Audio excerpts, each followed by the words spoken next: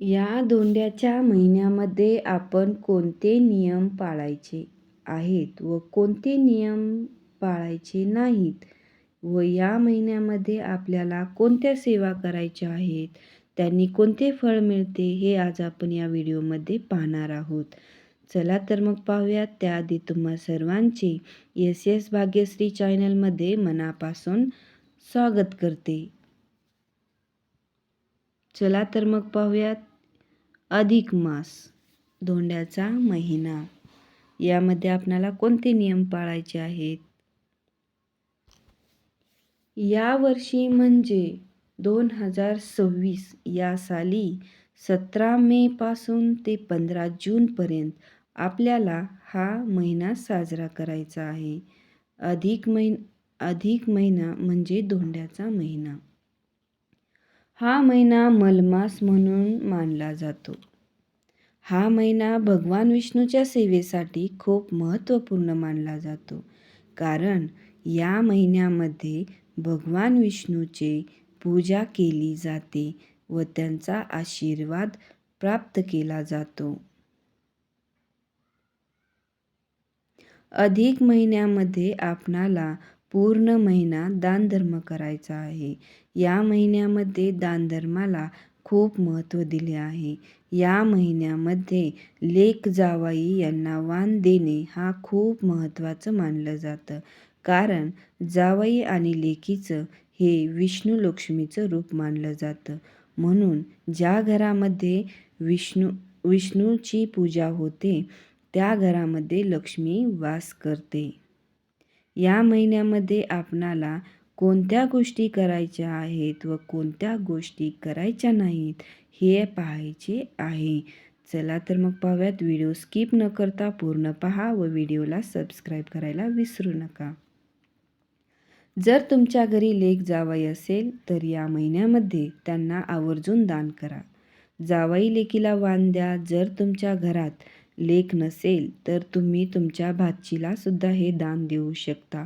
भाचीला दान दिल्याने तुमच्या पुण्यामध्ये खूप प्रमाणात वाढ होते.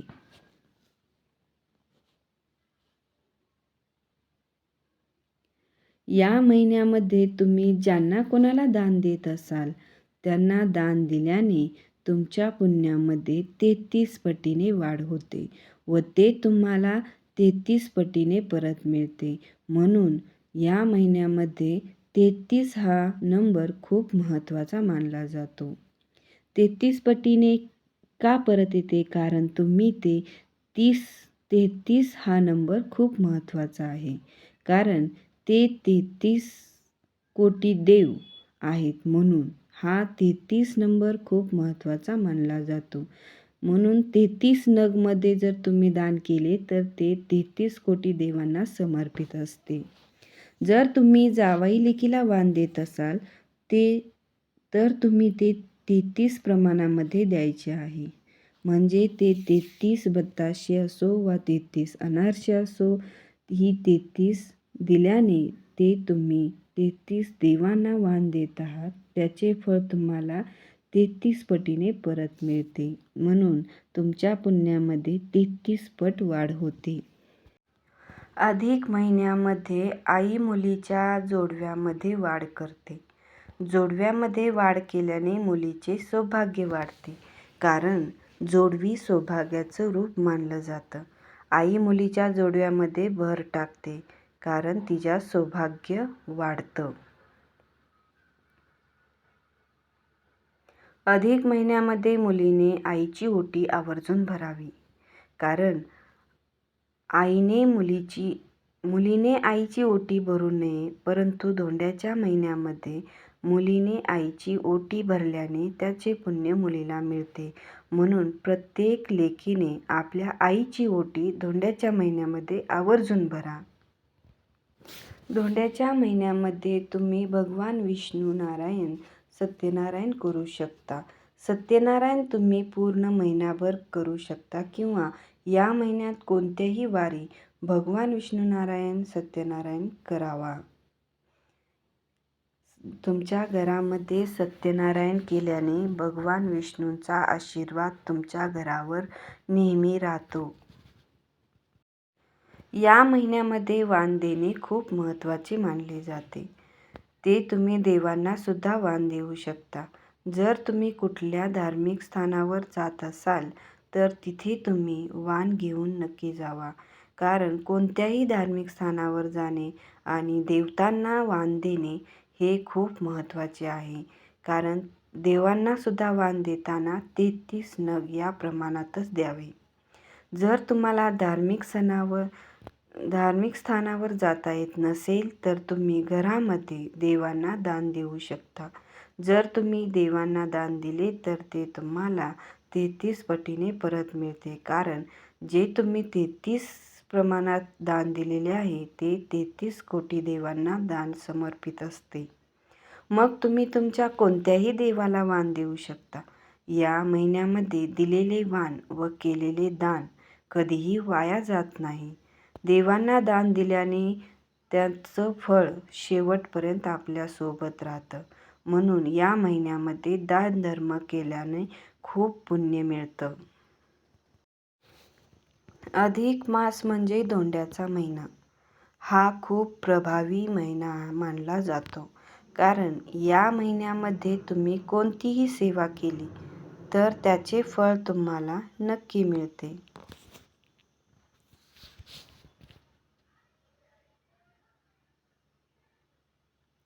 या महिन्यामध्ये तुम्हाला मांसाहार खायचा नाही. कारण ह्या महिना भगवान विष्णूचा मानला जातो.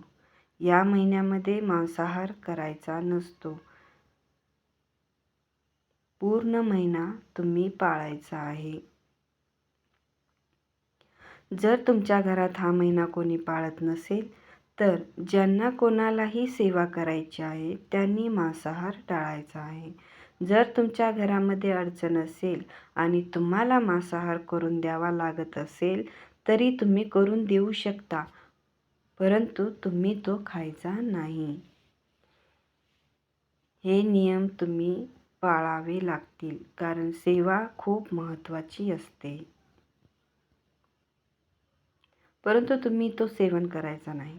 या महिन्यामध्ये ब्रह्मचर्याचे कटाक्ष पालन करावे.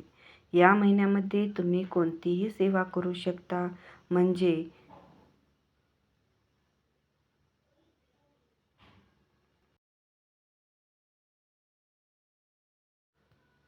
तुम्ही गुरुचरित्र, भगवान विष्णूंचे स्तोत्र किंवा कुठल्याही प्रकारचे पारायण करू शकता. ते तुम्हाला घडेल तसे तुम्ही या महिन्यामध्ये पारायण करू शकता व भगवान विष्णूची कोणतीही सेवा करू शकता. या महिन्यात कोणतीही सेवा केल्याने त्याचे पुण्य तुम्हाला नक्की मिळतं. स्वामी चरित्र सारामृत सुद्धा त्याचे सुद्धा पारायण करू शकता. या सर्व सेवा केल्याने तुम्हाला त्याचे फळ नक्की मिळतं. अधिक महिन्यामध्ये भगवान विष्णूंचं जे तुमच्या घरामध्ये अवेलेबल आहे ग्रंथ तो सुद्धा त्याचे पारायण तुम्ही करू शकता. भगवान विष्णूंना आवळा हा खूप प्रिय आहे. त्यामुळे जर तुम्ही तुमच्या दारासमोर आवळ्याचे झाड असेल तर त्या झाडाखाली बसून जर तुम्ही जपध्यान केले तर त्याचे फळ तुम्हाला दुपटीने तिपटीने मिळते. कारण आवळा हा भगवान विष्णूंचा आवडता आहे. या महिन्यामध्ये देवासमोर अखंड दीप लावला जातो. दीप हा तुपाचा लावावा. सेवा करत असताना हा अखंड दीप चालू ठेवावा. कारण या महिन्यामध्ये दीपदान सुद्धा केले जाते. ते खूप प्रभावी आहे.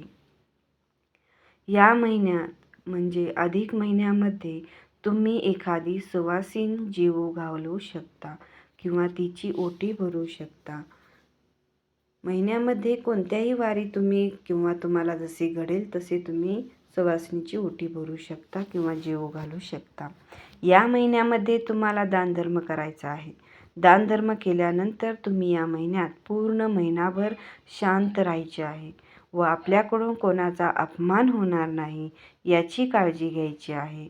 व सेवा केल्यानंतर आपण कोणाचीही निंदा मस्करी करायची नाही.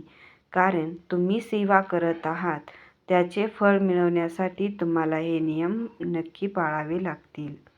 या महिन्यामध्ये तुम्ही देवाचे नामस्मरण केले व आचार चांगले ठेवले तर त्याचे फळ आपल्याला नक्की मिळते. कारण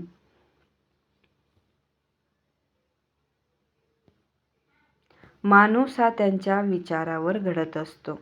जर माणसाचे विचार चांगले असतील तर तो माणूस नेहमी चांगला राहतो. अधिक महिना प्रत्येक 3 वर्षानंतर येतो. या महिन्यामध्ये कोणाचीही निंदा मस्करी करायची नाही, कारण त्याचे फळ तुम्हाला मिळणार नाही.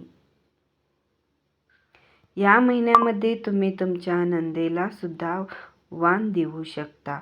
जे तुम्ही दानधर्म करणार आहात त्याचे फळ दानधर्म केल्यानंतर त्याचे फळ तुम्हाला ते 30 पट मिळतं. म्हणून या महिन्यामध्ये दानधर्म करायचा असतो.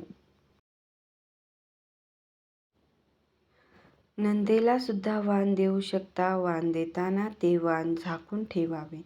जावयाला वाण देताना ते वाण झाकून ठेवावे, कारण आपल्या घरातील अडचणी ह्या लोकांसमोर येऊ नयेत यामागचा हेतू असतो. म्हणून कोणतेही वाण असो ते वाण झाकूनच द्यावे. म्हणून वाण देताना नेहमी झाकून ठेवावे. वाण घेणाऱ्यांनी सुद्धा मनामध्ये कुठलीही अपेक्षा न ठेवता वाण घ्यावे व देणाऱ्यांनीही समोरच्याला आवडील असे वाण द्यावे.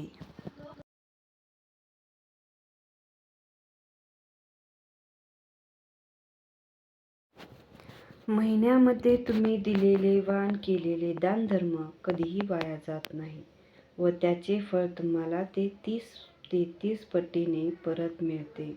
धोंड्याचा महिना हा खूप पवित्र मानला जातो. म्हणून धोंड्याच्या महिन्यामध्ये तुम्ही जेवढे तुम्हाला घडेल तेवढे दानधर्म करा, कारण हा महिना प्रत्येक 3 वर्षानंतर येतो. तर अशा प्रकारे दर 3 वर्षातून एकदा अधिक महिना येतो.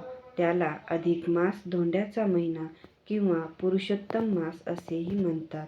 तसेच हा काळ धार्मिक आध्यात्मिक दृष्टिकोनातून फारच महत्त्वाचा मानला गेला आहे. म्हणून अधिक महिन्यामध्ये तुम्हाला दानधर्म करायचा आहे. त्याच्यात तुमच्या पुण्यामध्ये भर पडते. या महिन्यात हे नियम पाळावे व या गोष्टी करू नयेत व कोणत्या गोष्टी कराव्यात हे या व्हिडिओमध्ये पूर्ण माहिती सांगितलेली आहे. त्यामुळे नियम पाळल्याने तुम्हाला भगवान विष्णूचा विशेष आशीर्वाद आपल्याला प्राप्त होतो. म्हणून तुम्ही नियम पाळून जर सेवा केली तर तुम्हाला त्याचा भगवान विष्णूचा आशीर्वाद प्राप्त होतो.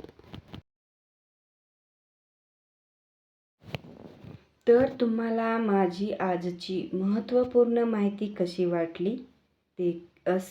माहिती आवडली असेल तर चॅनलला सबस्क्राईब करा, लाईक करा आणि व्हिडिओ पूर्ण पाहिल्याबद्दल मनापासून तुमची खूप खूप आभारी आहे.